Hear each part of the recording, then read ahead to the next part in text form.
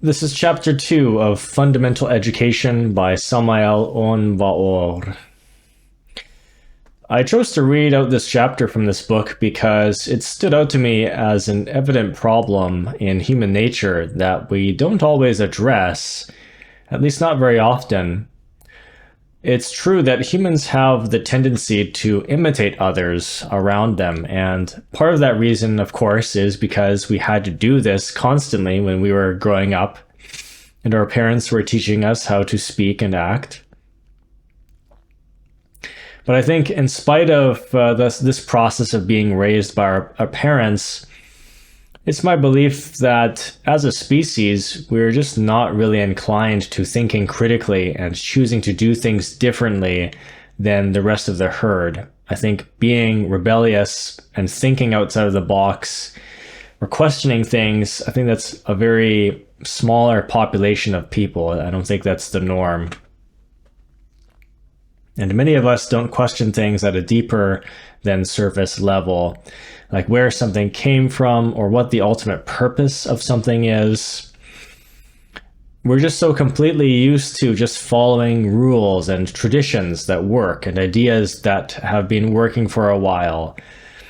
And we don't think about why they're so effective.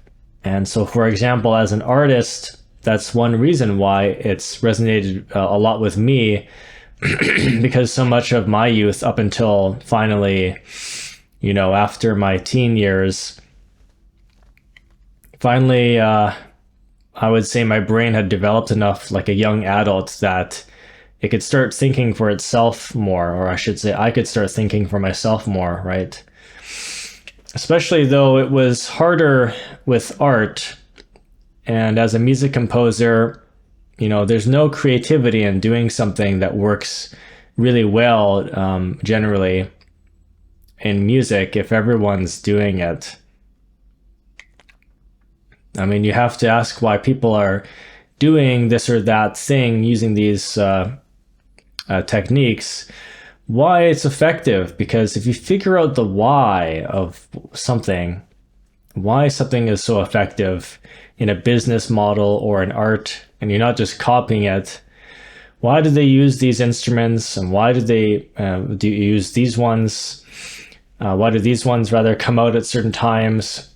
Why do those ones come out at a certain time? Then you can start thinking for yourself about it.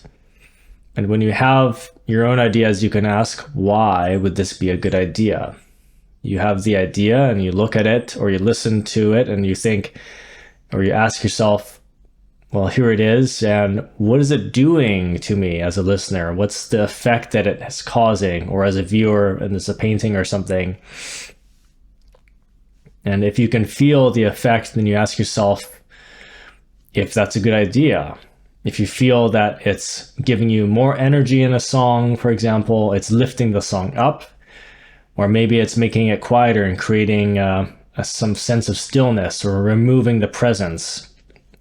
Something like that. If there's an effect and you like it, then it seems useful. So now I'll continue with the chapter. It has already been totally demonstrated that fear stops free initiative. The bad financial situation of millions of people is, beyond any doubt, due to fear. A fearful boy seeks his dear mother and becomes attached to her in search for security. A fearful husband becomes attached to his wife and feels that he loves her even more. A frightened wife feels attached to her husband and children and thinks she loves them much more. From the psychological point of view, it is strange and interesting to see how fear often disguises itself in love's clothing. People who have very little spiritual values within, who are internally poor, always seek something external to make themselves complete. And internally poor people are always worried about foolishness, gossip, bestial pleasures, and so on. Internally poor people live from fear to fear, and as it is natural, become attached to their husband or wife, parents, children, to old and degenerated traditions, etc. Every sick and poor psychological old man is usually full of fear and clings with infinite anxiety to money and family traditions and grandchildren and memories and more, as if seeking security. This is something we can all see by carefully observing old people. Whenever people are afraid, they hide behind the protective shield of respectability, by following a tradition of race or a family or nation, etc. And actually, every tradition is merely a senseless repetition, empty and without trace value, or true value, I should say. All people have a marked tendency to imitate others, and this imitating is a product of fear. People with fear imitate all those to whom they become attached. They imitate husbands and wives and children and brothers, friends who protect them, and so on. Imitation is the result of fear and totally destroys free initiative.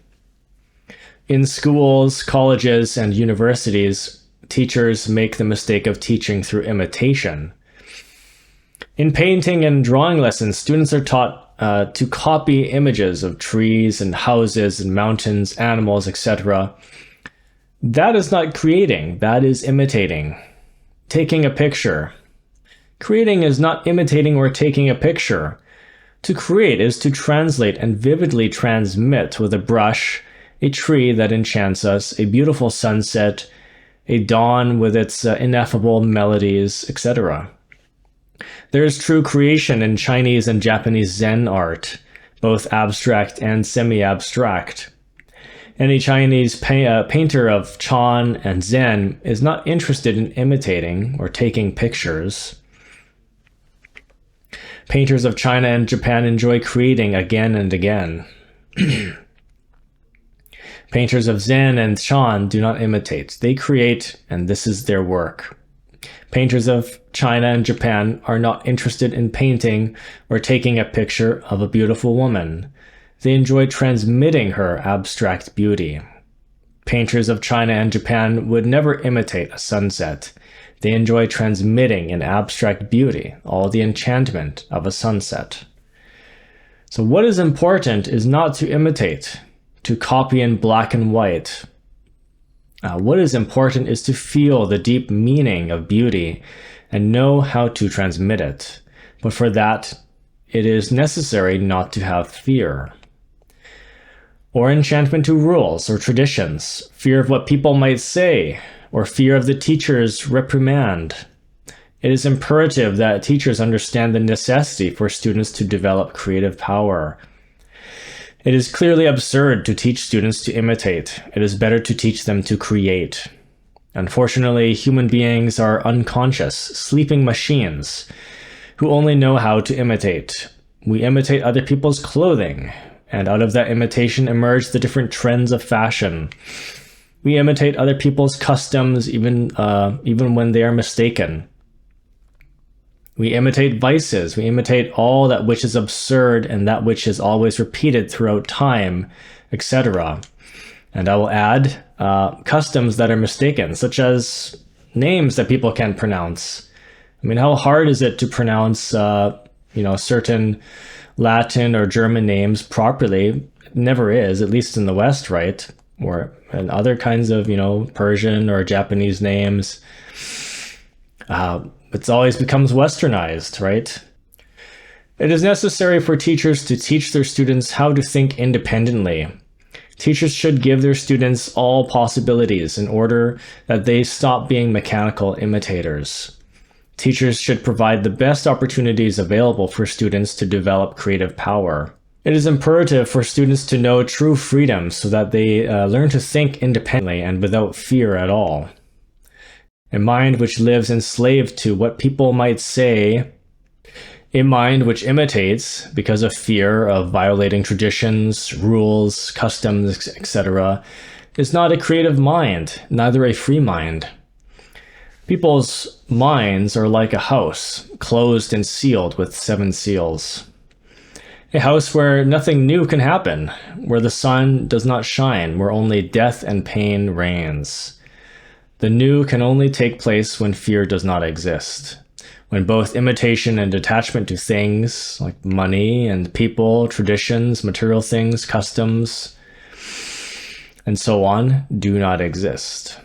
People live enslaved to plotting, envy, family customs, habits, the insatiable desire to conquer positions, climb to the top of the social world or the business world, those career titles, make themselves felt, and so on, and seen. So it is imperative for teachers to teach their students the necessity of not imitating this degenerate and out-of-date order of time-worn things. It is imperative that students learn to create, think and feel freely in school. Students spend the best part of their lives at school acquiring information, and yet they do not have time left to think about all of these things. 10 or 15 years at school, living a mechanical and unconscious life, they leave school with their consciousness asleep, yet believing themselves to be awake. The human mind lives bottled up between conservative and reactionary ideas. Human beings cannot think with true freedom because they are full of fear. Human beings fear life, fear death, and what people say about them. They fear gossip, losing their jobs, breaking regulations, or someone taking away their partners, and so on. At school, we are taught to imitate, and we leave school after having been transformed into imitators. We do not have free initiative because our school desks, from our school desks, we were taught to imitate. People imitate because of fear of what other people might say. I know this is getting a bit redundant here, a bit repetitive, but this is how the script goes. Students imitate because teachers terrorize them. They threaten them with low marks, specific punishments and expulsion, etc. So if we really want to become creative in the most complete sense of the word, we should become conscious of all those imitations which unfortunately have trapped us.